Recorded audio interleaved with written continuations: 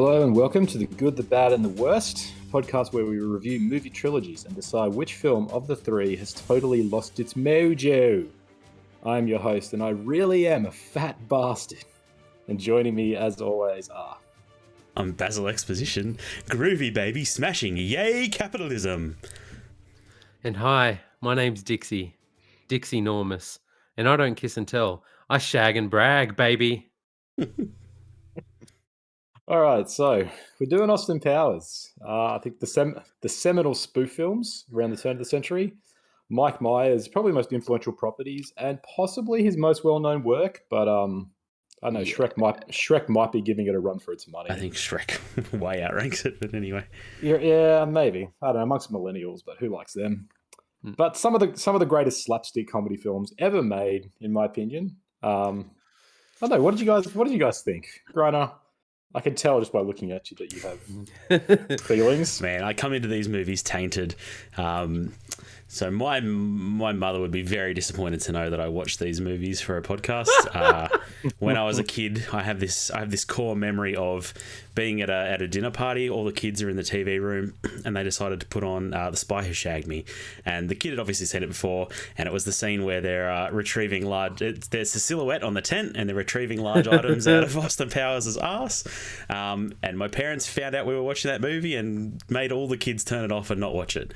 And I felt really, really dumb, and my parents would just be horrified by these movies. And now watching them, I can't help but think of that 10-year-old kid finding everything very, very funny. So and look, I like silly movies, and these ones grew on me. I feel like we'll get to it, but yeah, I come in tainted, I'll say. Had you not seen them fully before this? No, not at all. Bits and pieces here and there. Okay, wow. Luke, what's your experience? So I like the first film in particular. I watched this film over and over again as a kid. So, little 7-year-old, 6-year-old me had this on VHS. My brothers obviously bought it on VHS. And this movie almost played on a loop that I could quote the first one word for word as a kid. Thought it was hysterical as a kid. And kind of weird, like watching them again, I feel like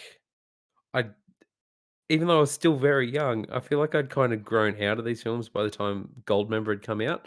And so I didn't watch it when it first came out. I watched it years later.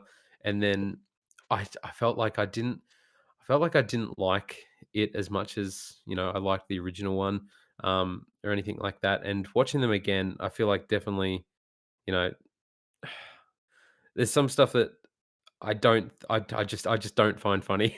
Like, not that I look down on its humor, but I'm just like, it's not for me. It's not for me, some of this humor.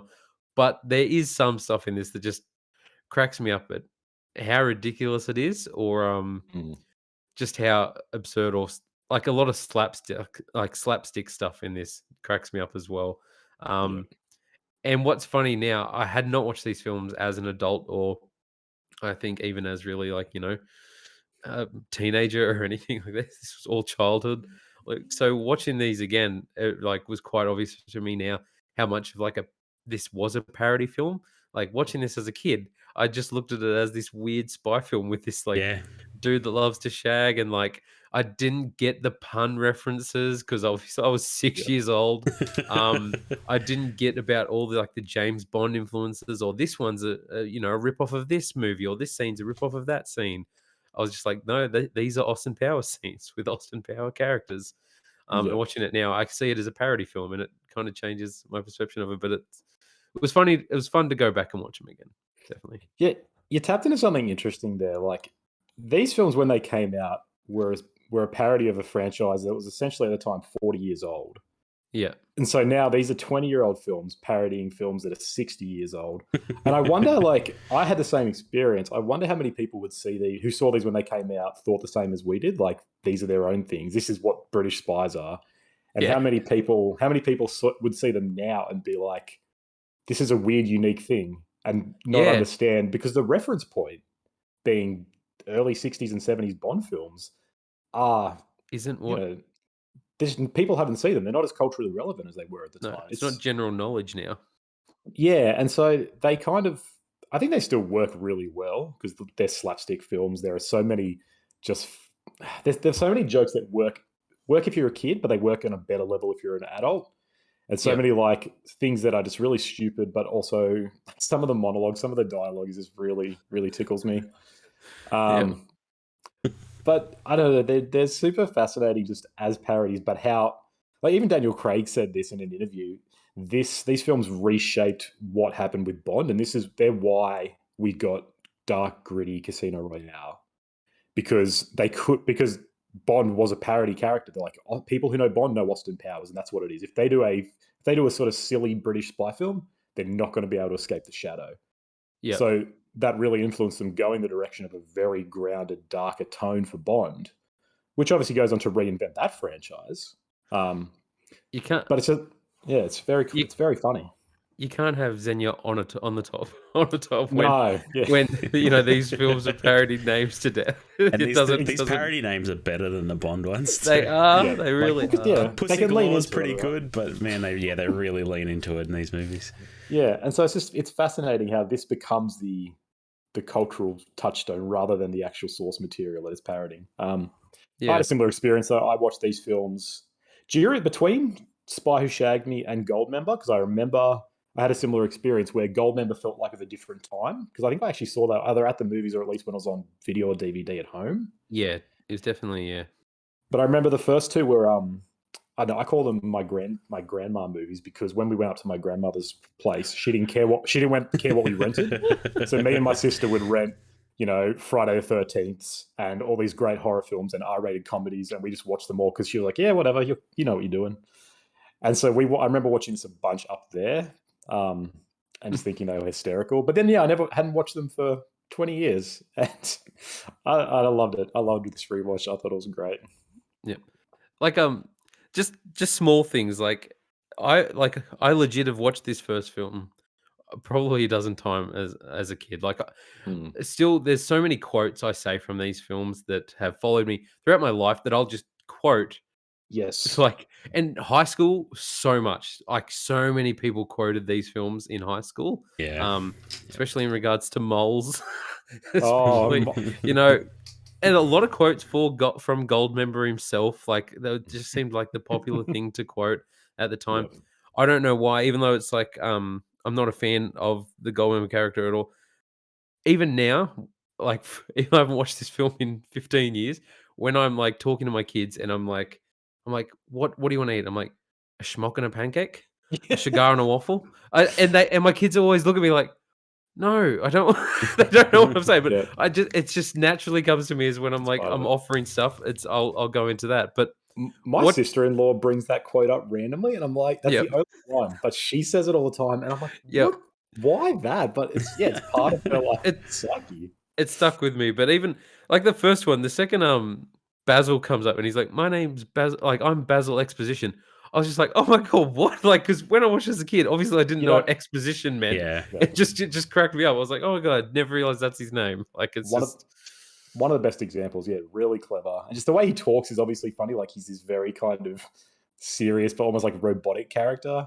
And so yeah, that's funny as a kid because it's just he's kind of goofy. But then when you yeah, learn his name's Basil Exposition, you're like, this works on a different level. yep, Watching these, I was shocked how many quotes there were. I'm like, these could be the most quotable films for me. Even though there are plenty of films that I enjoy more and that I like to quote more that are, things like the Blood and Ice Cream trilogy yep. is better. But just the amount of stuff I say, every time I eat anything bad, I'm just like, this tastes like shit. Or if someone says that, I'll be like, it is shit. Things like that. There's two things I can't tolerate: people who are intolerant of other people's cultures and the Dutch. And the Like Dutch. they just come out of me. And watching that, I'm like, holy crap! These more than I realized. They're just quotes that I say that I think are funny, and I forget they're from these movies. Who throws a shoe? Honestly, like I've used that so many times. My sister would throw Oh, shoes all the time. yeah. It's great. I feel like people are quoting these movies around me all the time, and I have absolutely no idea. It's probably quotes happening right now. We just don't know about it. Somewhere someone's quoting an Austin Powers film. Side tangent. Conan, how did you watch these films this time? Was it on streaming or do you have them on VHS or? Is this just like a lazy VHS joke? No. 'Cause I still have my VHS. No, I Yeah. stream them. I don't own these. Because like I said, these aren't films that I ever think about rewatching. Really, it's just they're very much films that I'm like. I actually think they're almost better in retrospect. They are funnier to think back to and remember weird moments. Like, remember that Silhouette scene where there's a hand coming out of his arm? Yeah. Or Yeah. like the scene where he's peeing and he eats asparagus and the guy just looks around and can smell it. It's just these dumb scenes. I'm like, There's this things plate like with just it says asparagus next to it. Just right there. These things are all really funny. Watching them, I still enjoy, but I've never really had the desire to. I want to watch Austin Powers. Yeah. Yeah. I would much rather just think back or like go on YouTube and watch compilations of funny bits. But I so- stream them is my answer. And Grant, I'm guessing you were the same, so I streamed as well. Now, Conan, I don't know if I'm just tripping out. There is a scene I remember explicitly. It was one of my favorite scenes as a kid. Yep. It was not in the film. Watching it, Okay, which scene? the scene with the sherbet and the mind trick on the guard. Holy crap! You're right. It's not in the first film. I was like, "Where is that scene?" Yeah, you Where want he's some like- orange sherbet? I went across the street and got Holy you some crap. orange sherbet. I'm like, where was that scene? Because as a kid, I love that scene. And not just that, the steamroller where it goes to the mother and kid in their house and she gets a call to say that the husband's been killed. Man, you Both are the scenes were right. missing. Because Alright, he so- gets steamrolled and then it cuts to her rolling dough. I remember this from a kid. And then like yeah. Billy, like her kid runs inside and he's like, what happened? Oh, we just got a call from Dr. Evil's lab. Like, dad's dead. Both of those scenes were not in Yeah, the streaming holy- version. So a real And quick I was Google tripping search. out. I was like, I didn't look away. I was like, what happened to it? No, I forgot. I didn't think about that, but I remember that scene. You're right. So a quick Google has just revealed that the orange sherbet scene was cut from the American release. Yeah, apparently we the mu- international version and the US version are very different, and the US Yeah. version is what's streaming. Ah, That's crazy. Yeah, it's like why? 8 years. It's so I weird. don't think sherbet is a thing. No, it's because they have like pixie Not the same sticks thing, yeah. and stuff. Yeah, so I don't think sherbet. I just don't think the joke would land. I guess for at least No. back then they must have thought it wouldn't learn. But they wouldn't got work. rid of that whole scene of him like That's- hypnotizing that guard. Like, Yeah. it's in the first Oh. movie, and he hypnotizes the guard to get away from him. And then when they're escaping before the factory explodes, the dude shows up again. He's like, "I got you the orange sherbet," and he's like, "Oh, Oh, thanks." that's right. And it keeps running out. Yeah, no, I remember all that. That was really fun. And That- yeah, the guard that stands there for ages, like ah, before Yep. getting rolled over the steamroller, and then goes to his family, learning that he died a gruesome death. also great Oh. scene though. Like, get out of the way, you've got time. It still cracks me up. It still cracks me up. It's just like Yeah. 20 seconds, like move, get out of the way. Ah! See, another risk of going on my classic patented retro tirades. This is why streaming movies are evil, because this happens and you get one version and they're like, that's the film. And it's not the film. And it sucks I was tripping out. I was like, how is it different if you buy the DVD and that's what you get though? because you'd get the international version. Like, that's the one we watched as kids. unless you're That's a- American. I mean, but- yeah, you could get the American version, sure, but I think that's a big problem. But- like, my issue is if I'd done my research and I was like, oh, there's a different version here with 4 minutes more footage, I wouldn't be able to stream that. but That's it tripped me out because I remembered it being in the first film, and then I was like, it must have been in the second one. And I watched the second one, and it still didn't show up. And I was like, it was in the first one. Where did I and miss it? then in Goldman, you're like, oh, any minute now, it's coming. I was like, it couldn't have been in Goldmember. What was going on? Yeah. Oh well, weird. That's weird. a shame. Yeah, that's quite strange. It's like a Mandela effect. All right, stats. Yes. Stats. Alrighties. Austin Powers, International Man of Mystery, released in 1997. Metascore of 51. Had a $16.5 million budget, made $67.7 million. Yeah, not great. Had a really long life and like a lot of money made on DVD and VHS sales, as films did at the turn of the century. Austin Powers, The Spy Who Shagged Me. Shagged is a funny word. 1999, Metascore of 59. $33 million budget, made $312 million. What was the budget? 33. And it made 300. Whoa. That is Good a return. That is a big return back there. And then Austin Powers in Gold member, 2002, Metascore of 62, budget of 63 million, only made 296 million. So interesting turn there. We see this trend time and time again, where like the first movie is not that higher ranking, but it's doing all right, and then the second one just blows it all out of the water, and then the third one's a little bit. Yeah. So Metascore has this going better each film. Yep. Yeah. 51, 59, 62. Which I was pretty shocked at, but we will talk about that. Opposite way on Rotten Tomatoes. It's like it's not actually it's 74, 52, 53. Oh, okay. So it has Spy Shagged Me as the lowest. Is that's a big dive. 74 to 52. I think it is a big dive. I think that's pretty absurd. Good thing we don't use Rotten Tomatoes. These were all directed by Jay Roach, all written by Mike Myers. Second to have a co-writer, but they're still very much Mike Myers properties, and they're all starring Mike Myers in basically every role. Just some quick trivia I wanted to go over. I've gone over most of it, but I just need to mention this now. Random Task. So the actor who played Random Task, Luke, you might know he was a wrestler or something. Japanese professional wrestler. I'm just trying to find his name to give people. I love the name Random Task instead of Odd Job. It's just that's one of the best puns. I love it. Very funny. So, played by a guy named Joe Sun. Yep. Convicted felon. Mixed martial artist, kickboxer, professional wrestler, convicted felon. Facing 34 years to life. Yep. Murdered several people after this film. Not to do with this film, I don't think, but with shoes. With shoes, no less. No. Yeah, so he was That's right. The shoe throwing is pretty good. Trigger warning here to anyone who's listening for sexual assault, but he was sent to prison for torture committed during a gang rape, and then he killed his cellmate whilst he was in prison, incurring much more. So, dude is messed up. That's some real fun trivia. Yeah, I was thinking. It definitely made me have an interesting, like, watching this movie. And it's like, wow, there's at any moment, Mike Myers could have been killed by this psycho guy. Kevin Spacey turns up in these movies too. That bloody penis enlarger.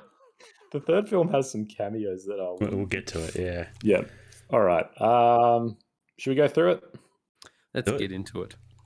Now, the synopsis is here. I'm honestly just going off the most basic IMDb ones because there's almost no point in really trying to give a proper one. Fair enough. In the 1960s, a world-class playboy and international man of mystery, Austin Powers, emerges after 30 years in a cryogenic state, so that's in 1990s, to battle his nemesis, Dr. Evil. That's as clear and as silly as you need. I don't know. The plot of these films are very irrelevant. Watching them, I'm like, holy crap! It's so pointless. But that's never the point, right? No, definitely not. No. What do you guys think? I mean, the movie kind of even points it out. Like Dr. Evil's evil plans are always so stupid, and his side businesses are always making billions and billions of dollars more than he's wanting for ransom. Like the movie doesn't care about its plot, which is nice. Number two would have been a much better boss. Yeah, that's right. This first film I watched with my wife, and this was like the experience you guys had with Thor: Love and Thunder. Like it was crickets in our house. We were just we were just enduring it. I don't know. It had its moments. There were moments where I breathed a little heavier, but I mean, neither of us had any nostalgia for these, and they definitely weren't laugh out loud funny for us. Like I don't know. I just couldn't help but see those 10-year-old kids the first time I watched Austin Powers giggling at all the silly jokes. And like I like silly movies. I don't know, something about this first one didn't hit for me. But then hearing you guys talk about it, I'm like, yeah, these movies are hilarious. I kind of wish I wish I had watched it with you guys. Yeah. But this is what I mean about, like, in retrospect, there is so much about these movies that are like, that's hilarious. But then when you watch it, it's not quite as funny. No. But so I still really enjoyed it. But I had the same thing. I was like, I'm not watching this being like, loved every minute, want to rewatch it. But looking back, I'm like, geez, those were funny. There is so many things that live with me. It's a really weird. I don't know any other movie that does that for me. I'm like looking at my notes and I'm finding them funnier than what the movie was. I mean, yeah, like it can be weird too. Like there's some films that I swear I found funny watching them on my own, and then when I watched them with my wife, I'm like, yeah, this movie's bad, isn't it? I'm like, I'm not enjoying watching this. I don't, man. when Will Ferrell gets burnt and he's just down, just like, I'm very badly burnt. Anyone, please help. It's so funny. Like 2 minutes. It's so funny seeing him in that role, just like super early It days. tripped for him. me out that it was Will Ferrell. I was like, what? Yeah, I had no idea who Will Ferrell was back then, but No. he went on to become, he was the hottest comedy property for a while. He was, yeah. Well, he was at this time. He was still just part of the Saturday Night Live crew, which is obviously where Mike Myers started, and so they'd worked together. And he saw something in him, which was pretty interesting. Just like with that scene, I still remember, like, as a kid, the funniest thing is just then when the dude comes in and shoots him, and there's just silence, and he's like, "You shot me! Shot me right in the arm!" There's a lot of jokes where they just like, I don't know. My first note was like the joke just keeps going on and on and on until they think it's funny. Yeah. And I guess like you can look at it like that, but then if you're in the right mood or the right company, that is funny. Like, I don't know, you could describe Family Guy as that, because that is pretty much Family Guy's sense of humor. Just exactly. Yep. Yeah. Yep. Anyway. That's the thing. There's a lot of jokes, like a lot of the stuff, like when, you know, Dr. Evil is like shush shush for ages, and I'm just like, that's right. it loses its thing for me, where I'm just like, okay, or it's funny the first time, but it seems like they go back to it every movie, and it's just like, okay, it's not funny now, but yeah, I get it. Sometimes it works, sometimes it doesn't. It happens so much. I almost wonder. Like, Mike Myers is a really smart guy, and I think he knows how. Like, he really understands comedy in a lot of ways. And I wonder how much of it's even an intentional thing on their behalf to be like, let's overstay our welcome with some jokes, just to be like, look how we like. Some people won't find it funny. Like, that's part of the joke, is that even in comedies, jokes can go too far, so they go too far at it. Because you're right, it happens quite a lot. And sometimes I'm just like, this won't end this part. But I'm like, I wonder if they're meaning to. Just looking through some of the quotes here, some of these things made me lose it. Like Dr. Evil's monologue in that the father-son thing. It's like, the details of my life are quite consequential. Yeah. It's like, my father, he used to say things like, I invented the question mark.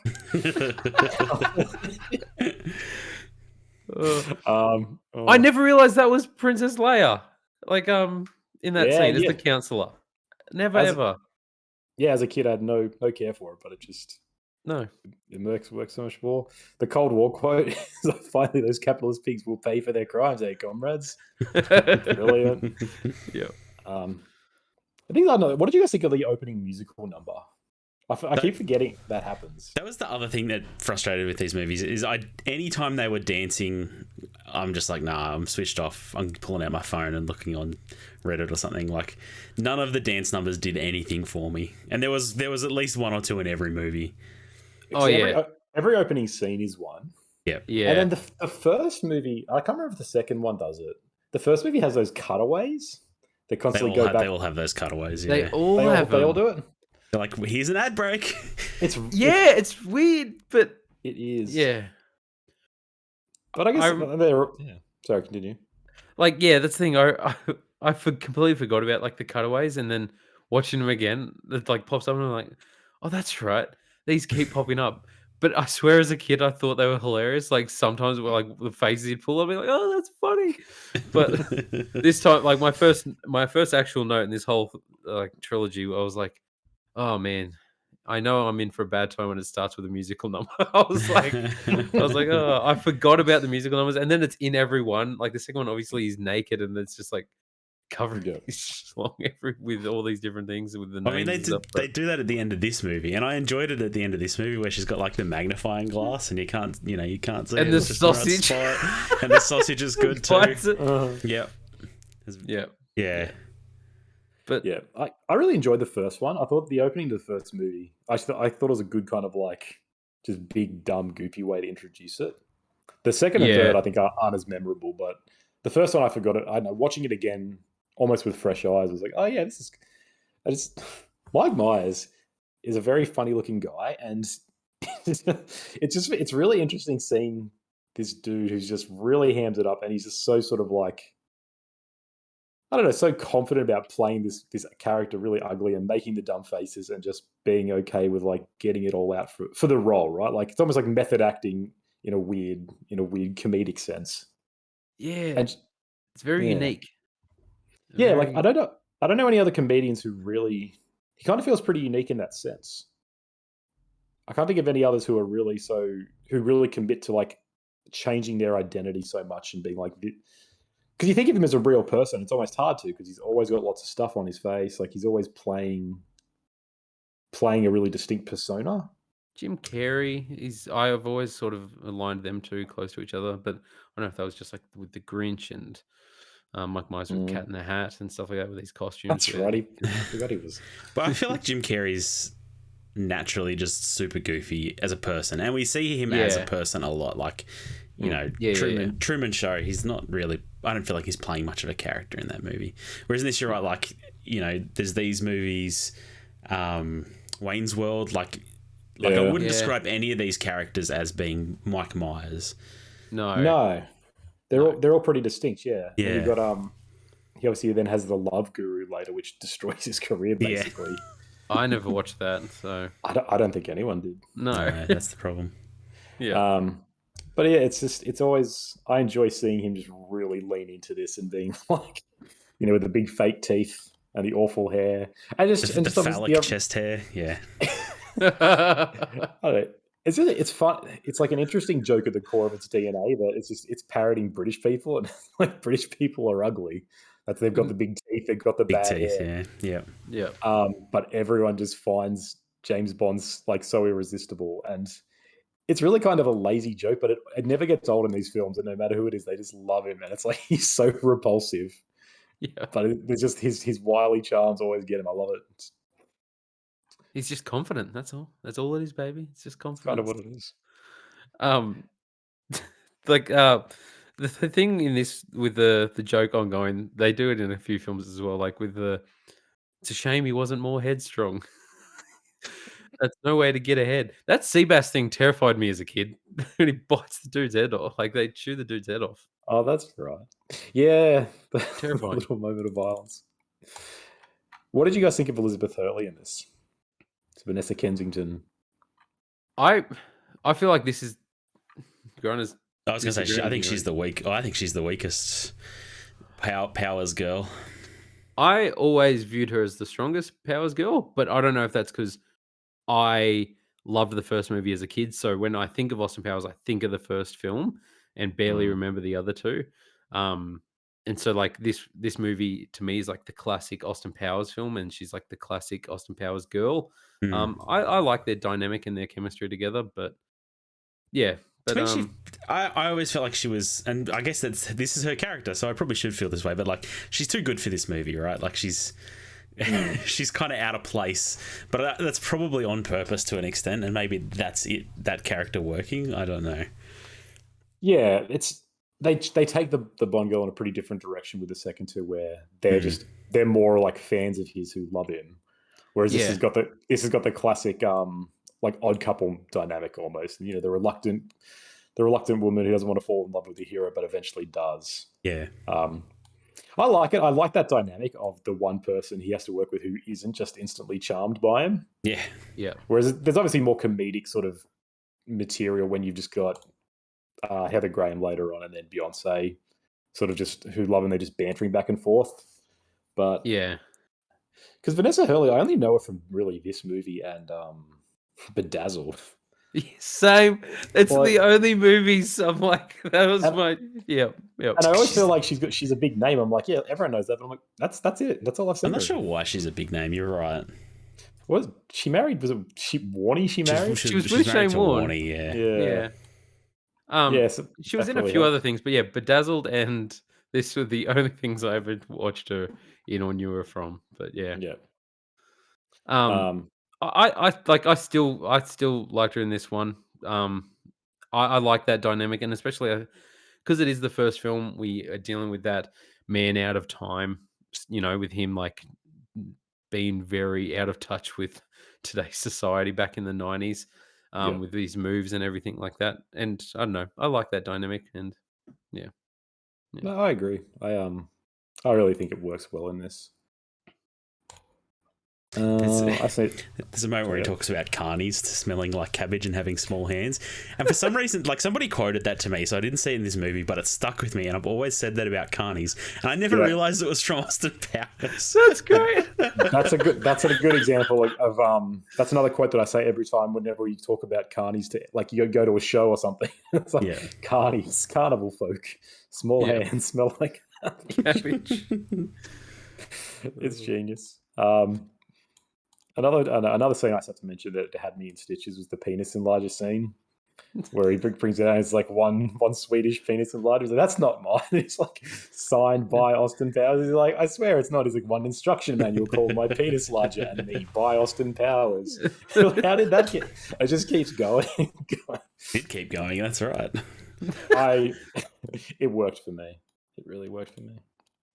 Worked on random task. It kept bringing it back was maybe my problem with it. Yeah, mate. Like again, they go back to that pot of what? And I honestly just wonder how much of that is intentional. I've got so many questions about these films, man. They're deep. Seth Green's got a pretty meaty role in this. I forgot that he was straight in the first one.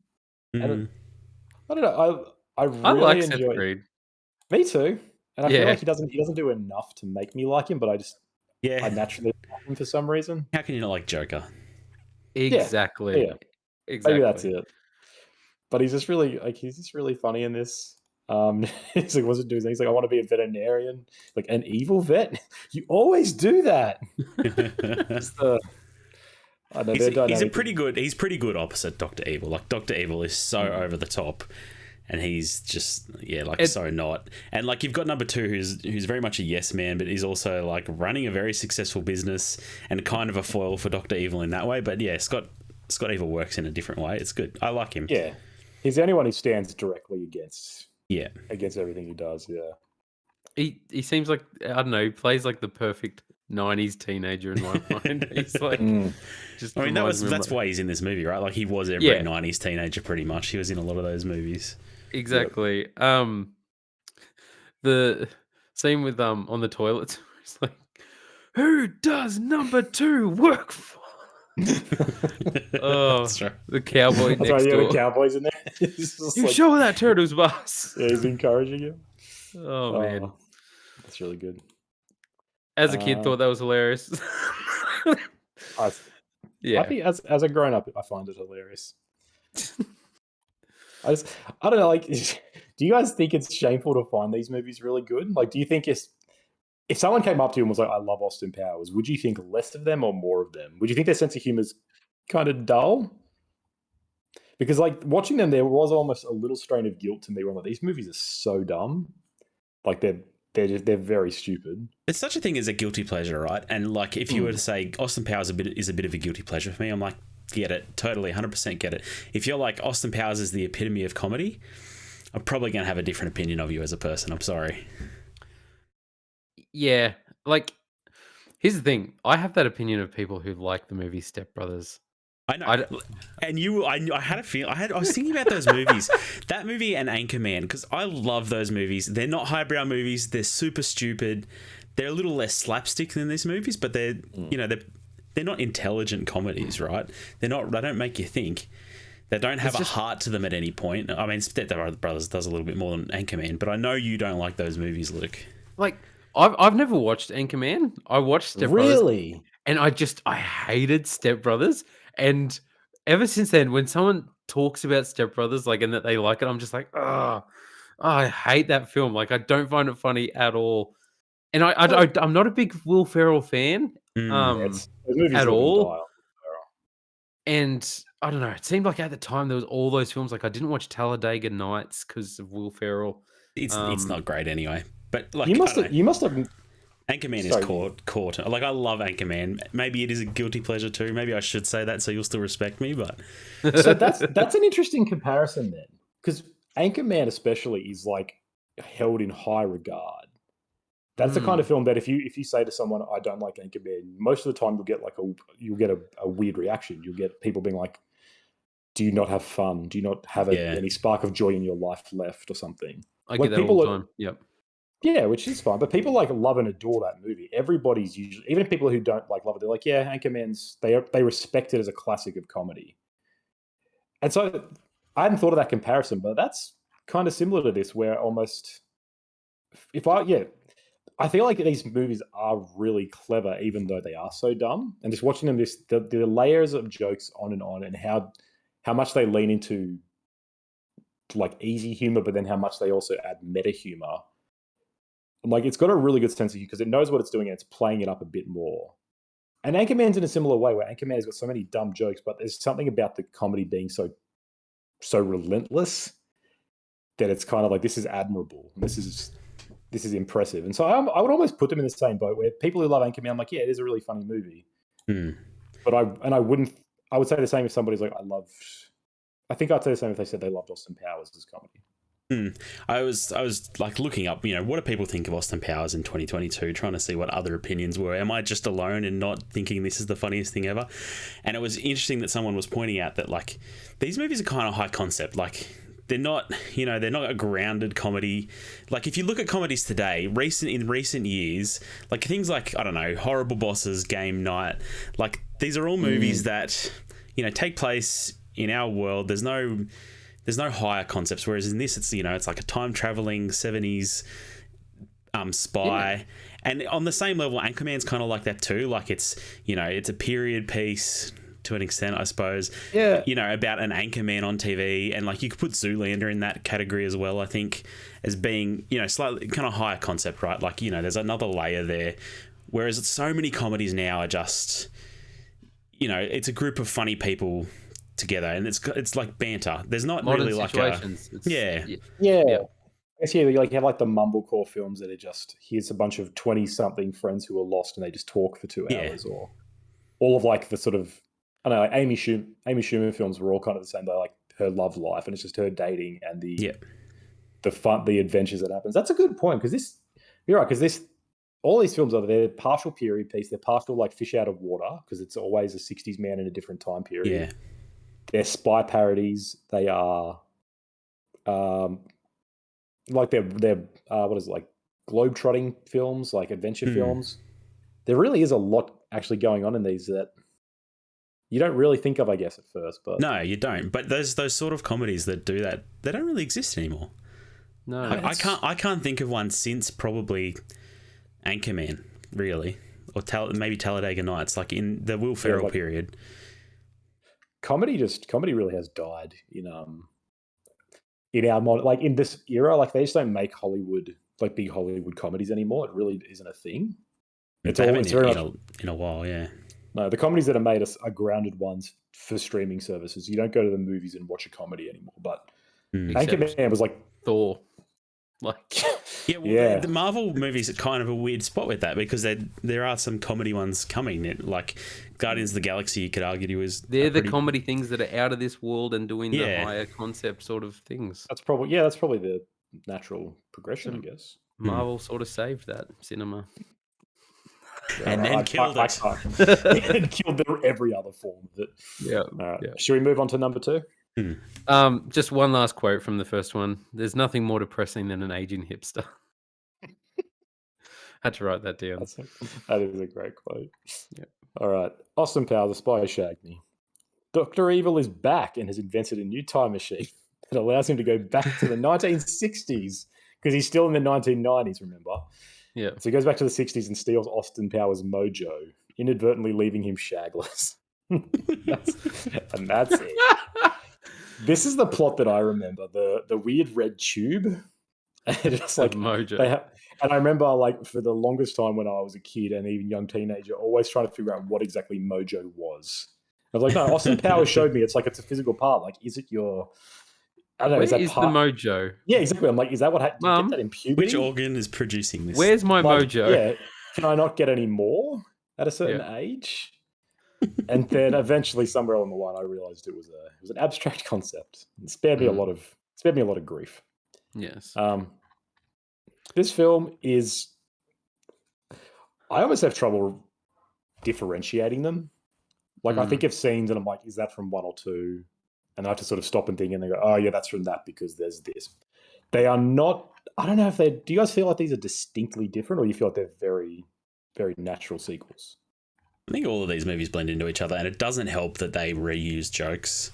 And I mean, they're aware that they're reusing jokes. Like, they try to build on it in weird ways, but yeah, they do. They definitely blend together. Like, it's hard for me to remember which scenes are from which movie. Like, is this the movie where he's in the little cart and he's trying to turn it around in the little hallway? No, that's the first one. That's the first film, yeah, right. So, like, that's good. And I feel like they do that again somewhere along the way, but I can't remember which movie it's in, like, honestly. This one has one of my favorite names in it. Ivona Humpalot. We will rank those at the end. I've got them written down. Yeah. But yeah, when she comes in and drops that, it's pretty great. Pretty good. Obviously, this one is like mini me. That's how I separate these two. It's yeah. That would be the big difference, right? Now, okay, is mini me problematic in this day and age? Because watching it, I was wondering. As usual, I feel like even if I think this conversation's almost a stupid one to have, but just for the sake of discussion, we'll do it. I was probably like watching this movie now with no understanding. I feel like you couldn't watch this and not know the concept of mini-me. Like, that phrase mini-me is kind of synonymous with, it's part of the cultural vernacular. But watching it, I'm like, I wonder how people who had never seen this and watched this, would they feel? How would they react? I don't know. What did you guys think? Luke, I know you're gonna have fun with it. No, I can't look at Vern Troyer the same. I watched him on a reality show that was like of washed up Hollywood B-list actors, and he was just an alcoholic mess that was just peeing in the corners of rooms and stuff. And people were like, "What are you doing?" And I just felt bad for the dude. So yeah, I think he ended up drinking himself to death. He's no longer with us. Yeah. Oh, he died. Oh shit. Yeah, he died a while ago, I think, and I think it was like alcoholism or something. Yeah. So, here's the thing. As a kid, thought it was hilarious. Like, I thought it was hilarious. There's still stuff in this that cracked me up, but it's more slapstick stuff, like him fighting Austin Powers, and Austin Powers just like throwing him into a pipe. It's gonna make me laugh every time. Him, like, it's in the next one, but him flying out of the vent into the wall, like, it just that hilarious. Stuff will always get a laugh out of me. But a lot of the other stuff have just been like, he's small. Like, I don't think it holds up that well, obviously, in this day and age, and the comedy doesn't work as well. But yeah, I don't know. I don't know that it's that bad.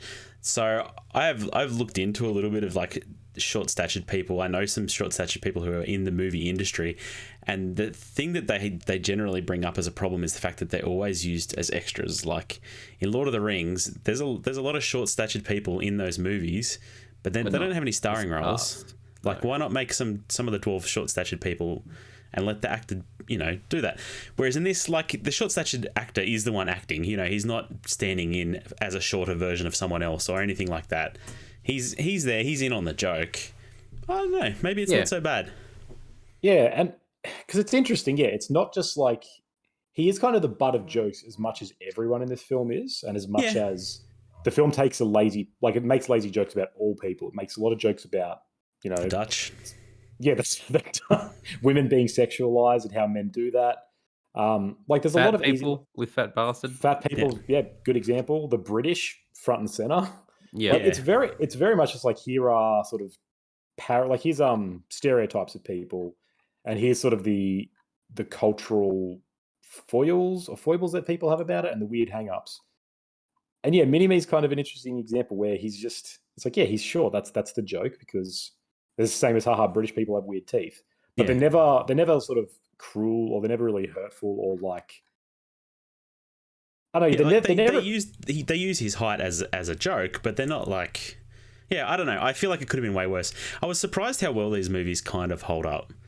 Like, I was expecting it to be worse. I was expecting like, oh man, this is bad. But yeah, like for a movie set like at the the turn of the millennium, to have a homosexual character in there wouldn't have been out of place to be just the butt of a lot of jokes, and like there's none. Like, it surprised me. Like, I really expected them to just go down that path, or even like have Austin Powers seduce what he thinks is a woman to have it turn out to be a man, stuff like that. They don't go for those easy, those jokes that wouldn't stand up as well today.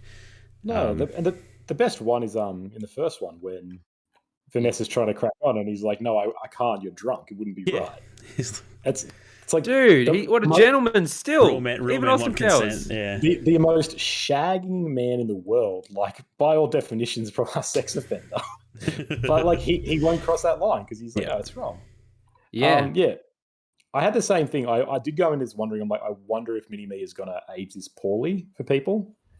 But I truly think it's done really well. I think, I don't think any of it's like lazily done or poorly done. I feel like Mike Myers and the whole team were like, we're not taking the easy way out. They're doing it clever, and they treated people right, from all things it seems. Like it's all in good humor. It's just like, haha. Here's some differences between you and I or us. Let's have a laugh at it. And Vern Troy seemed to be like very happy with this. He was never like, I had to do this role to put food on the table. No, like, by all accounts, he really enjoyed it. But you hear about like the guy who was inside R2-D2 and like how poorly he was treated, having to be inside that robot, this hot robot all day and stuff like that. Like, I think they're the roles that the short stature community have a problem with. As far as I know, I don't want to speak for them, obviously, but I feel like that's where people get mad about that. And these kind of roles, I don't know, not so much. I'm guessing. Yeah. Like with Hobbit, you have 6-foot people playing dwarves, that are using camera trickery to look shorter, and having short-statured people stand in for them very, very regularly, stunt doubles and action shots and stuff like that. Yeah, exactly. I enjoyed this movie way more than the first one. I don't know. My wife was away, so I watched the last two on my own, and I just thought they were so much funnier. And I don't. Maybe she's just a wet blanket. Maybe she's a wet blanket. I don't know. The chess foreplay, that was really funny to me for some reason. And the don't worry about the time travel, just enjoy yourself. It's like, that's what we should be doing in a comedy movie. Yeah. Yep. Yeah, I wonder because I watched the first with my wife and I was cracking it, but she wasn't having too much fun either. I don't know about the second one. I think because she's always talked about Goldmember positives. She always talks about Goldmember eating the skin. Oh, dude! And she's just like, it's disgusting, but she just seems to remember. I think because she would have seen it as a kid, thought it was funny, but yeah. I don't remember her reaction too much. But it's like we talked about. Comedies are very much how their surrounding audience perceives it. Even if you see it on your own, you can appreciate it. Yeah. But if you see a comedy with an audience and they all appreciate it too, it's going to be a better time. Absolutely. Yeah. And if they don't enjoy it, it brings the room down, and it's rough. Like we all know, it's the same thing for a wrestling match. If the crowd is there for it, it can turn a 3-star match into a 5-star match, or a 5-star match into a 3-star match. All in the crowd.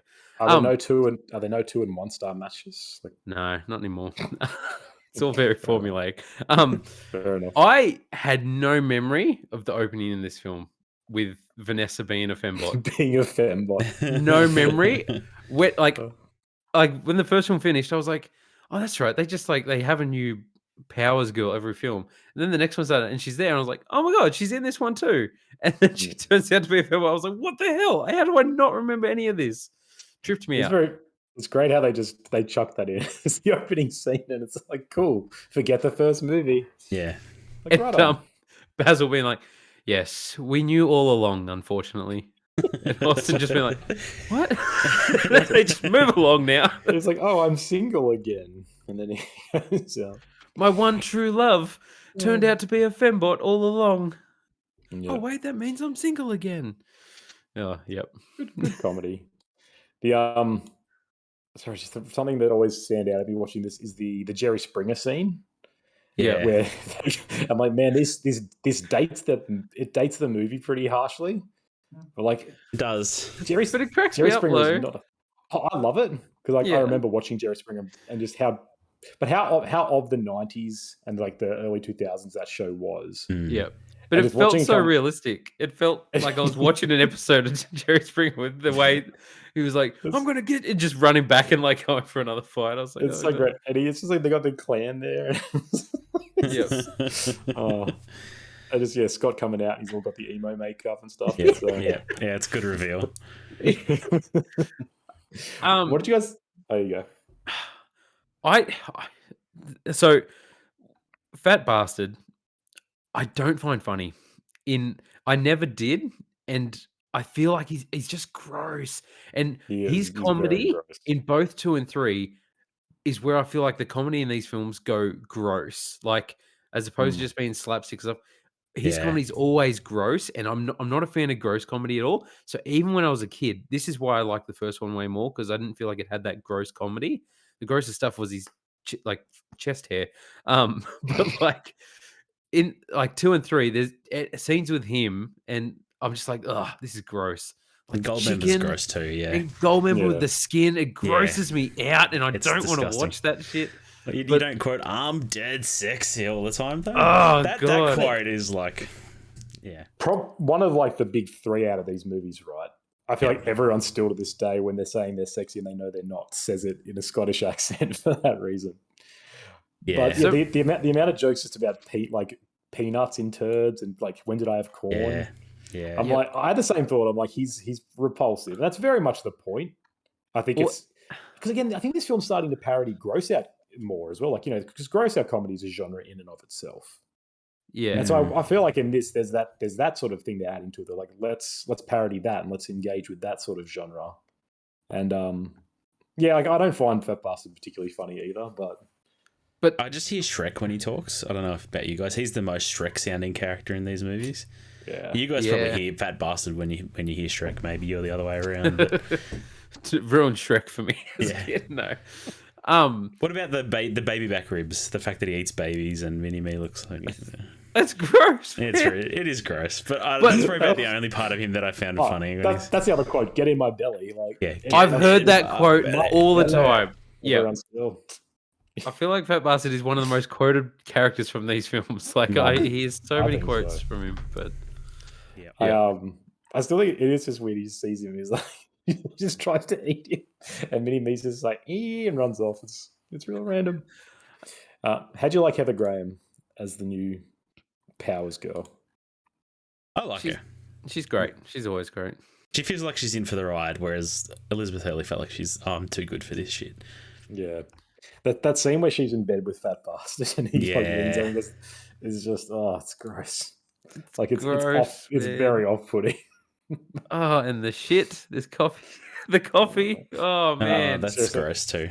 That scene just it makes me laugh, and he sips it. probably why I never drank coffee my entire life. Just the idea there's just like a shit sample next to a jar of coffee there. It's so stupid. That's funny. It says it on the jar as well. Like Yeah. And then he tells him it, and he just like sips it again. Yeah. Man, the Dr. Evil and is it Frau? Like their love scene? Pretty gross. That's a pretty gross. That is gross. I love having the young versions of them when like Rob Lowe comes in as number 2, and she's still the same. Yeah, that is good. That is good. It's a different hairstyle. Yep. Yeah. I know I mentioned it before, but this is the 10th Silhouette Gag movie. I enjoyed that. Yeah, that's pretty funny. And they reuse that in the third. Yes, they do. This one's funnier. I feel like I do feel like this one's funnier, but I agree. Just the guards watching them and they just start repulsing and they're like retching. Yeah. My favorite joke in all of these movies, though, is the spaceship sequence where everybody doesn't actually say it looks like a giant dick and balls. I don't know. I thought that was really, really good. They do it again in the third movie. Not as good, but how long it goes for in this one, and it stays funny though. I feel think like it works the whole time. Yeah. Yeah, it's really good. But it's just like, I don't know, it looks like a giant jet pilot's like, dick. Take a look at his starboard. It's a huge pecker. Yeah, that's a great part. Again, they replay the joke about the number 2's businesses, and he's like, they just talk about the stock market, which always makes in Starbucks, and they get how evil Starbucks is, and like that's funny. Yep, relevant too. That's what I mean. And yeah, no, it really is hard thinking back of like distinctly things in this film because they're This has the Mustafa scene where he goes over the edge, though, doesn't it? Yeah. Yep. Because so for some reason, Mini-Me he kills him and not Austin Powers, who's right there. Yep. And then he calls it, that's why it's got like a post-credit scene where he's asking for help again. I didn't see the post credit. It's like it just goes there and it just shows like the edge and he's like hello and just does that whole shtick again. Yeah. What do you think about all the it starts in the first one, but all the scenes with Dr. Evil and he's like shushing Scotty, and then he's got the talk to the hand bit. Doesn't And I think for in me. that those don't work. Not for me. And then in the third one, it's like Scotty don't, and they just keep like That one's the worst one. I feel like Scotty don't. I like it. But I hear that quote all the time. I don't know if it's from you. Someone quoted it to me this week. Really? Yes. It was very random. Austin Powers is relevant as ever. Yeah, This apparently. is what I'm saying. People don't even realize that they're from these movies, and they quote them. Cultural impact, man. I think with our generation, it's like I quote. I'd have to every week at least quote something from these films that I don't even relate it to them being from these films. But legitimately, I think these movies shaped our generation. And I think our generation's humor as well, like the meta-ness of them. yeah, I really think these obviously aren't the first movies to do meta humor, but possibly like the biggest films to do it in such a mainstream, accessible way that even without realizing perhaps. But like and again, it was born from that SNL sort of culture, but it goes on to shape so much of millennial humor. Like millennials as a generation are really into meta stuff. And so I think that I feel like part of that is due to these films of just self-parody and bringing that awareness up constantly and laughing at it. And just no one would realize that because these are just dumb, goofy spy films. How could they have any sort of legacy? But boy, do they. Are there any other quotes that we need to mention before we move on? No, not for me. I didn't write any more down. That's fair. All right, is Austin Powers in Gold member. Upon learning that his father has been kidnapped, Austin Powers must travel to 1975 and defeat the aptly named villain Goldmember, who is working with Dr. Evil. I completely forgot Tom Cruise was in this film as Austin Powers. Yeah. And Kevin Spacey, Britney Spears, Danny DeVito. Holy crap. Steven Spielberg. Steven Spielberg. This opening, parody movies, it's got a lot of characters in it. I just want to say, I think cameo. We've celebrated Tom Cruise a lot lately, but cameo Tom Cruise is the best Tom Cruise. 100%. Like in this, he's really good. He's really good in Tropic Thunder. Tropic Thunder, he's one of the best. Yeah. Yeah. He is super good. In this scene, I lost it when Danny DeVito comes on. He's like, Mini-Me, come get me, dickheads. Just the gun. Oh, man. Danny DeVito. Really good. Yeah, so this film introduces a lot of characters. Obviously, he's got Michael Caine, one of the greatest actors ever. Perfect. Just a perfect casting. Yeah. It's perfect. It's pretty outstanding. And it's got Beyonce as well which I don't know, she was 20 when she made this, which is pretty nuts. And to think that Beyonce is still like the titan of industry that she is now, I'm like, she was like a leading lady in one of the biggest movies of 2002. I can't think of any other acting roles though that she's been. No, when I think of Beyonce acting, I think of Goldmember. That's pretty much it. I'm sure she's done one or two other things, but I don't know either. But it's a weird casting to me that because she wasn't bad. She wasn't bad. No, she's definitely not like some musicians that you can tell you like should stay that way. She's definitely like 50 Cent. Perfect example. She'd never act in his life. But and I wonder how much did she not want to do it? Does she not want to be an actress necessarily? I mean, she makes a lot of music videos, so I don't know if it's just that keeps her busy. But yeah, it's just crazy. She was so young, and she was like, to be born into celebrity culture almost. It's crazy. I don't know. This movie is probably the most quotable for me, I think. Which is kind of nuts, but I don't know. I need to see if I can find it. Like the English scene is the funniest shit I think I've ever when they're seen. talking English. Where it's Yeah. like, we need to speak in English, and I need to find it because doing it as like as a monologue for school would have been the greatest moment ever. Because he's like, she was all sixes and sevens. And that's when they shat on the turtle. Yeah. Oh, just brilliant stuff. No, we get number 3. We get the mole. Yes. I feel like Now this is one of the most quoted Yes. things ever in my life. I think this is number 1. This is the biggest, like the most quoted thing. Like high school, man, poor kids with moles just had to hear this all the time. Mole, mole, mole. Yeah. Yeah, to this day. I don't know why. Mole. I mean, to be fair. Oh man, just I don't know why. Just I remember like Dr. Evil's like original reaction where he's just like, like looking at it, just like it's always stuck with me. Mini me like wanting to cut it off and like grabbing like, oh man. Yeah, that's right. And also be able to just be like, what? Where's the mole? I didn't see one. Like, yes, I'm aware I have a mole on my face. yeah, I love that he just like keeps calling it like, I am aware, yes. And, and the irony that I am in fact a mole. Oh man.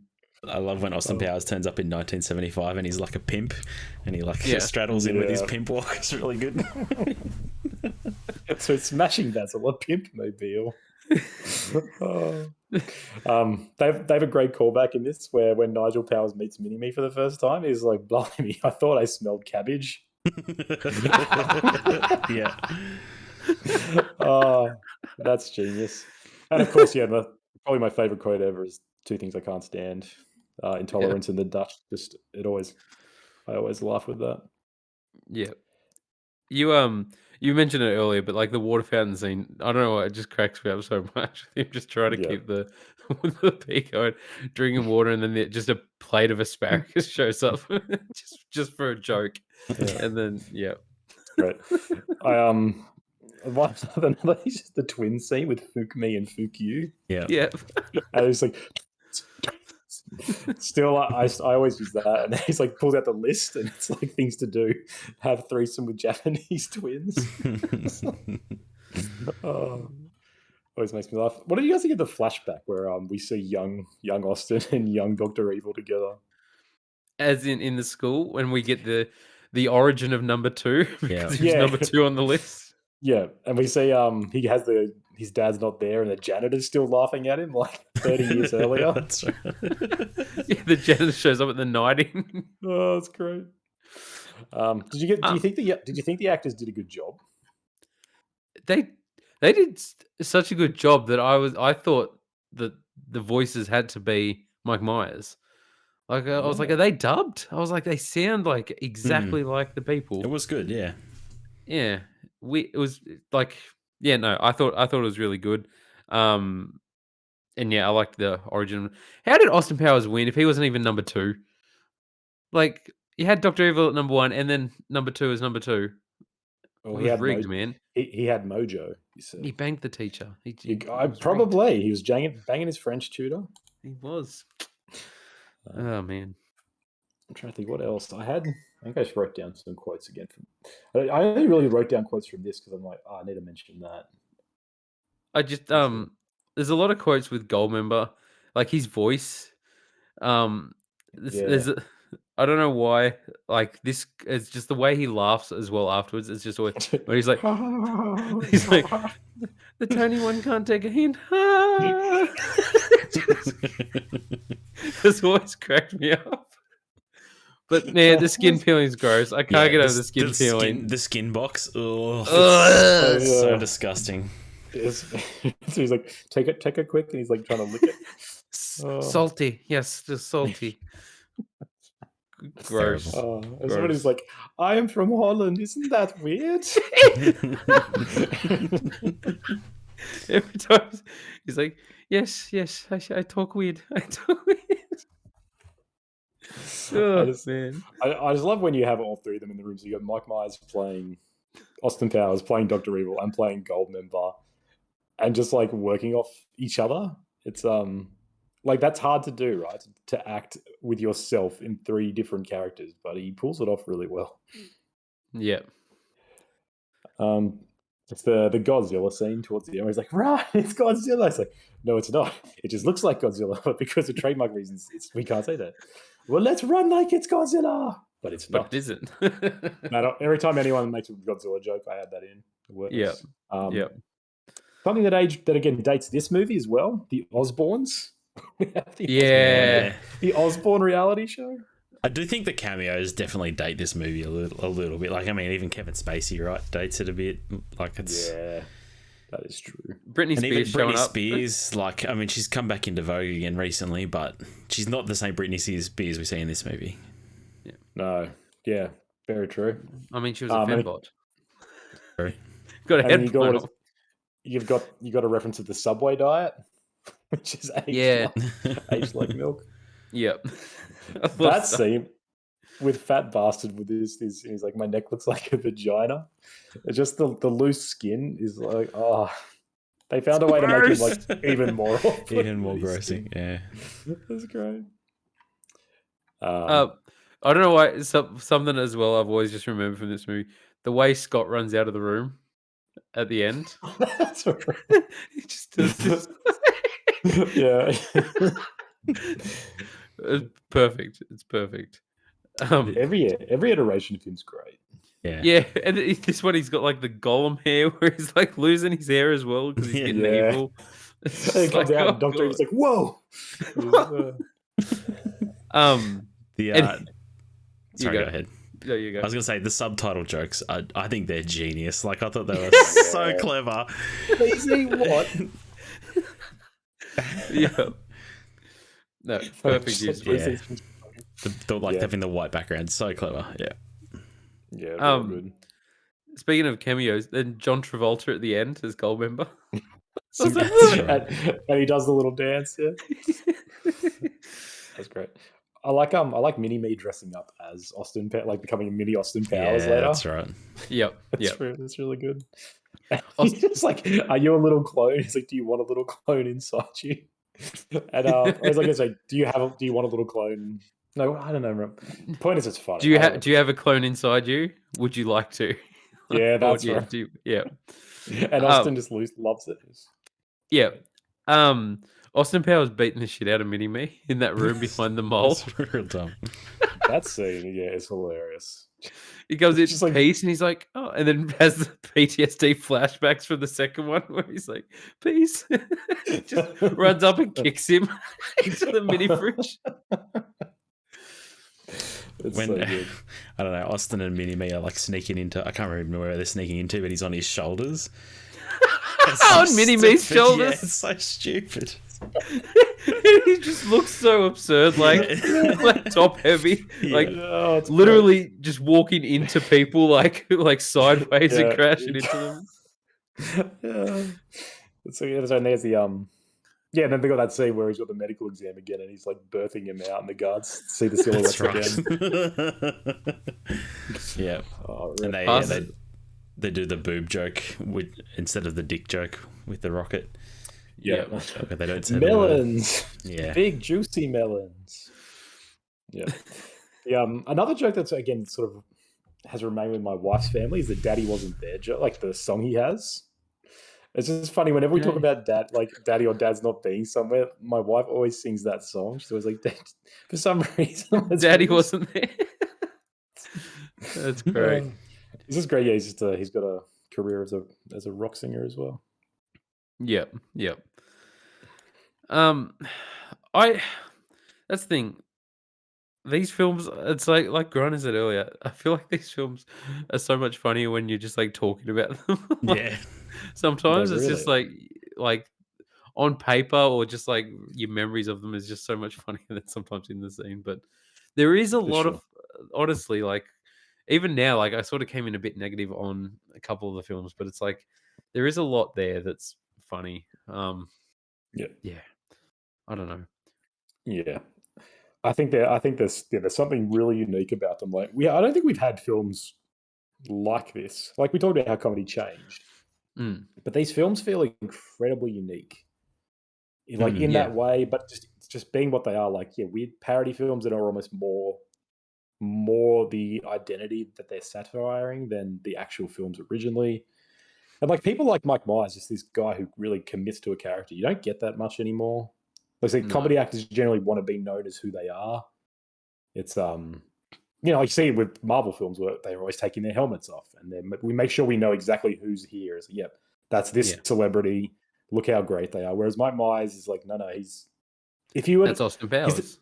he's the kind of guy that you almost know as a name rather than a face or anything else, because you never see him do anything. He's always Yeah. playing characters. Yep. And it's like, Yeah. what does he do in his spare time? Like, I wouldn't be surprised if it came out that he had like some thick Russian accent and he's just leaned into all this other work his entire life. Yeah. Yeah. I don't know. Do you guys have any other things to mention about Goldmember before we rank them officially? I've covered all Yeah. my notes. I enjoy this movie. I guess we'll rank them, but I don't know that it's as good as some of the others. How did you guys feel about Beyonce's character? Like, I think she did well, but I didn't particularly love, what's her character's name? Foxy Cleopatra. Foxy Cleopatra. Also, we'll get to it, but worst name. Yeah, for sure. I think she's definitely the most boring of the girls because she's just kind of, I don't know if Mary Sue's the right term, but she's just kind of like, Vanessa is a foil, so it works really well. And then Felicity Shagwell is just kind of almost like, I don't know, she's like the same almost as Austin Powers. And so they work really well because they're the same character, and so they're just two friends basically. Whereas Foxy's kind of just very grounded and bland. And it's like, yeah, she likes him, but she's not, a lot of the jokes, like she doesn't like some of the jokes that are made. And they've got a weird history, but I don't know, she's pretty unremarkable as a character. I don't really remember anything she said. Yeah. Weakest of the three, definitely. Yeah. So, let's get to ranking. All right, should we rank them? Yep. So I find it really hard to rank these movies because, like I said before, they all kind of blend in with me. Goldmember feels a little bit different because it goes even more meta, and it feels like there is even though this is 3 years between them, whereas the first two had 2. It just feels almost like of a different time, which kind of it's post 2000s. Past Y2K. Yep. Yeah, we can all feel that anxiety. We can feel the shadow that September 11 left on this film. It really haunts it. Yeah.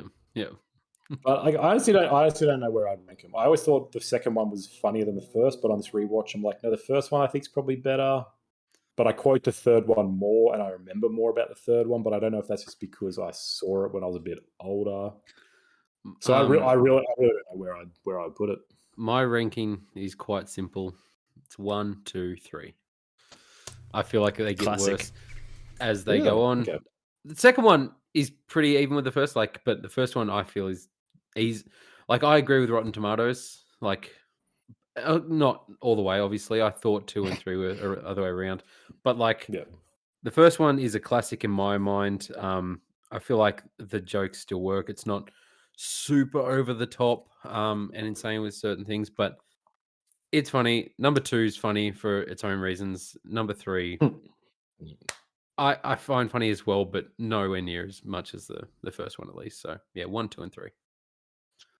See, for me, and I think this is just speaks to the experience I had watching them, but it goes 2, 3, 1. I think because it was just crickets in the room during. You need to watch one on your own. Yeah, maybe I do. Maybe I do. And I mean, again, listening to you guys talk about it, I'm like, man, one's such a good movie. But at the time, it was just dead silence in the room. Yeah. And I was thinking about it when I watched them, because I use Letterboxd a lot, so I was ranking them I was giving them reviews on there, and I'm like, I have to give them all the same review because I don't think I could really think of one that I hate more. And then afterwards, I reviewed it, 3.5 out of 5. So that's like a 7 out of 10. I'm like, yeah, because it's not like the ultra high art. It's really not something that I can sit down and talk with people for 2 hours about. But at the same time, in retrospect, I'm like, I can talk about this movie a lot, and it makes me laugh, and they're really important movies. Yeah, Yeah. that's As what we I mean. come up on the hour and 15-minute mark of the podcast. They're weird anomalies. These movies, Yeah. I don't know.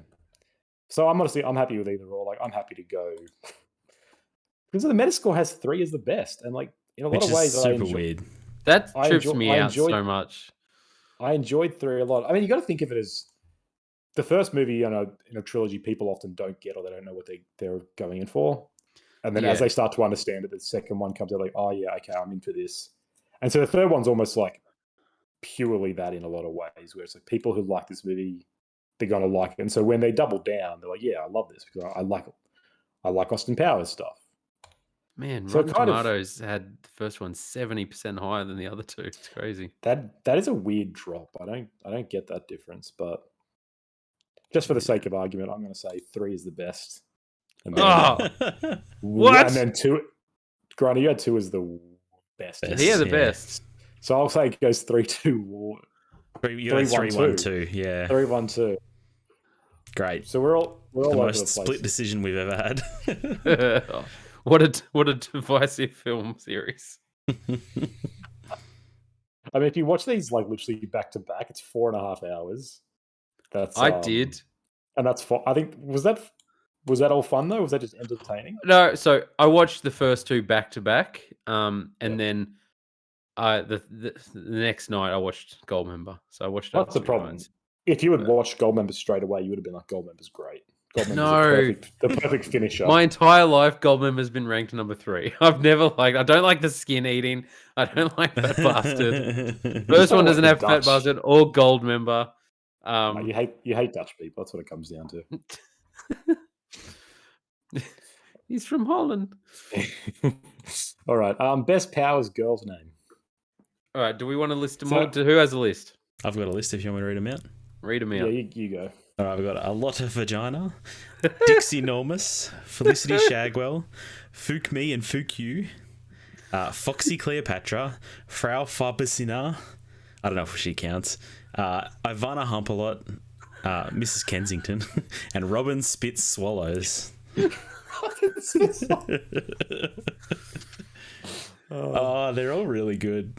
A Lot of Vagina is, I don't know, there's something very funny about that to me. That one is genius, and the way he delivers it is like, this is Yeah. a lot of vagina. It's the one that reminds me the most of like a Bond. Like it reminds me of Pussy Galore, but just better. Like it's obviously a parody of it directly, but it's yeah. Yeah, Luke, what are you thinking? Like obviously it's Dixie Normus is it just It's cracked really me up. good. Yeah. Like when it was said on the screen, I laughed out loud so much because I was just like, that's hilarious. I wrote it down straight away. But also the delivery of Ivana Humpalot. Ivana Humpalot. It just like cracked me up as well. Yeah. A Lot of Vagina is great. Felicity Shagwell is great. I could take it A or little- leave it. Yeah, it's a little more bland. Yeah. Like the other ones all have a lot of work in them. A Lot of Vagina is obviously it works. Ivana Humpalot, Dixie Normus, like they all, their phrases made into names. Felicity Yeah. Shagwell is just they've added Shagwell for lols. Robin Yeah. Swallows, even I find really funny. Like Robin Swallows.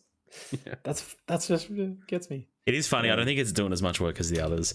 Fook Me I and do. Fook You only work as a pair, but that's okay. Yeah. Yeah. Yeah. So I But think they work- I think the bottom of the list has to be Felicity Shagwell, Foxy Cleopatra, and Frau. They're Yes. all boring. Yeah, Foxy Cleopatra is the lamest one. Fox think- Cleopatra is the It's just it's kind of a cool it's kind of a cool name.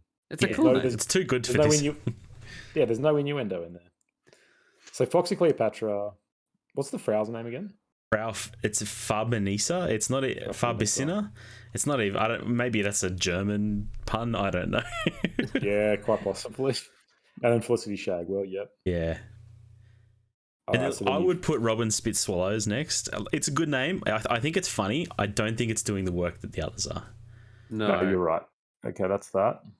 So then we've still got So we've got There's A still Lot got- of we've Vagina, got Ivana Humpalot, Dixie and Normus Dixie and Normus. Fook Me and Fook Fook You. You. That would probably have to go next, I right? was going to say, I've got Fook Me and Fook You next. They work as a pair, and they're funny in the moment. Again, I don't think they're doing as much work as a lot of Vagina, Ivana Hump and Dixie Normus. Yeah. No. So we've got the trilogy now of the girls. Trilogy. Let's rank this trilogy. Let's go around That's and see what. Let's go around and see what we would have as number one. For me, it's got to be a lot of Vagina. Yeah. I think I would do the same. I'll agree since both of you have said it. No, say what you think, Dixie though. Normus Yeah. cracks me up. It's enormous. I think Dixie Normus is a very close number two in my opinion. Well, okay, and then Ivana Humpalot is number 3. Yeah, Feels criminal though, because that one's it's so good. Too. It's of her delivery low. Her delivery makes it so good as well. Yeah. It's so aggressive. That's also Kristen Johnson from Third Rock from the Sun. Yeah. I was tripped out where I couldn't recognize it, but great cameo. A lot of vagina is. Yeah, so we're going to Ivana Humpalot 3, Dixie Normus 2, and a lot of vagina is the winner. Congratulations. Yes. I never forget a pussy. Cat. Oh, alrighties. What films? What films? Yeah. Any other last thoughts on Austin Powers for you guys? Is there a space for Austin Powers in 2022 for a reboot or a return? I did actually write that down. Like, do you reckon a requel would work here? Like that sort of remake requel. It's got Austin Powers. Yeah, 20 years later. What would that look like? I'm expecting it, honestly. I don't know if it's been announced. Really? I don't think it has, but I'm expecting something will happen with it. Just the nature of films and of sequels and remakes. Like, it's a hot thing. I haven't seen what Mike Myers has done recently. I don't know. That's the only question I have about it, right? Like, I think it's old enough that we get in. Like, there's a lot of people who go and see it based on nostalgia. Yeah, but I don't know if Mike Myers can pull it off in 2022. All right, so a real quick IMDb search of his career has an Austin Powers 4 announced. Really? Rumored. But what? Well, no. This says his casting as Austin Powers is rumored. IMDb says it's rumored. But Mike Myers, it says in 2018, after an 8-year hiatus from acting, Myers appeared in supporting roles in Terminal and Bohemian Rhapsody. Yeah, he's in Bohemian Rhapsody. An 8-year hiatus. Holy crap! I mean, I don't think he's worried. I think he's just got a lot of money. So, I mean, the Shrek money must be rolling in. Yeah. I mean, he's largely done Shrek before that too, is the thing. That was really all he did for. He was in Inglourious Bastards. He has almost like a cameo role in that, and it's very good. He's got silver hair now. Well, yeah. How old is he? He's born in '63. So he's almost 60. Yeah, he's getting on in years. Look, I don't know if he can pull it off, but I think you're right. Like, I think there's a space for it based on nostalgia. I think, and like I said, I was surprised how well these movies hold up. Like he's a womanizer? I suppose he's a womanizer, but like everyone, I guess I was comparing it to Rush Hour, a movie I didn't feel like held up so well, and the way that Chris Rock, was going after his co-worker, and that felt really almost predatory and harassing. Whereas in this, everyone is going after, except for maybe Vanessa. Yeah, everyone else is really into it, so I guess it's okay. I think that's the big difference, right? In a lot of the films that don't age well, it's usually the guys going after the girls, and that feels creepy. Like that hasn't aged well. But in this, I think it works a lot more because it's all the girls going after him. And so even though he's a sexual deviant, it's very much like everybody wants him, and there's no question of any murky grounds of consent or like a power abuse or anything. It's like everyone just loves him and can't resist him. And it's like that's a funny joke. Whereas if he was just off, just on the prowl constantly, and everyone was kind of like, but gives in, that'd be weirder. Yeah, or like taking advantage of drunk girls like that. That speaks volumes about his character, I suppose. Yeah. Exactly. Would you rather see a Shrek reboot or an Austin Powers reboot? Austin Powers reboot, actually, surprisingly. Shrek went off the rails quite a bit. Like there was like 5 of them. And really, who remembers past number 2? Should have ended it the second one. It should have. Austin Powers, it's been out of the light for 20 years. So bring it Yeah. back. Yeah, Bring it back. I want to see it come back. Bring All right. Shag back. Just good tagline. Hashtag All right. bring Shag back. Hashtag, you start that. You make it viral, man. Yes. We want to hump a lot.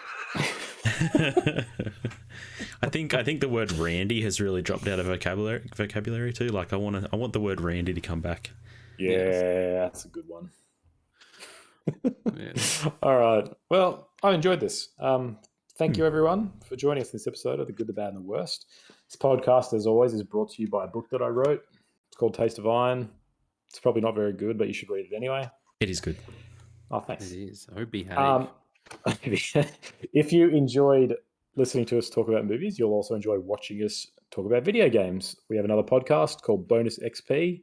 We do that every other week, and where we just discuss anything and everything video game related. You can find that in the same places you find here, so on all good podcasting platforms.